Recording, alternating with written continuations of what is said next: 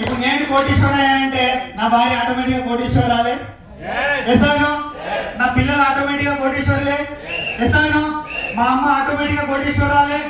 ఎసాను so మీరు 3 సంవత్సరాలు sincere గా ఒక యజ్ఞం లాగా నిలబడి ఉంటే మీ వంశంలో మీరే కోటీశ్వరులు అయ్యే అవకాశం ఉంది. ఎంతమంది సిద్ధంగా ఉన్నారు నిలబడడానికి? అది కూడా బ్లెస్సింగ్స్ తో కూడిన డబ్బు. గుర్తుపెట్టుకోండి, మళ్ళీ మీరే మొదటి కోటీశ్వరులు అయ్యే అవకాశం ఉంది.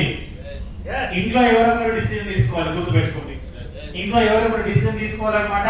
నా ఫ్యామిలీ మారాలి, నా టోటల్ ఎంటైర్ ఖాందాన్ చరిత్ర మారిపోవాలంటే ఒక వ్యక్తి డిసిజన్ తీసుకోవాలి.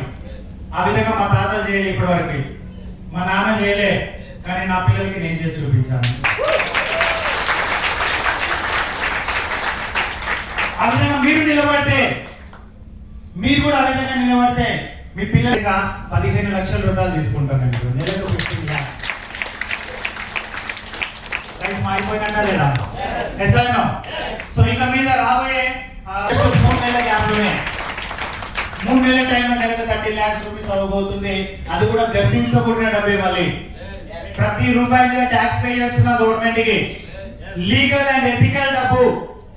ఎస్ఐనో లీగల్ గా ఎథికల్ గా సో డబ్బు సంపాదించబోతున్నాం మనం ఇక్కడ. మీ అందరికీ కూడా ఇదే జరగబోతుంది. ఒక 3 ఏళ్ళు మీరు నిలబడితే. Are you ready? Are you ready? జోష్ రావాలి, మొత్తం దద్దరిల్లిపోవాలి.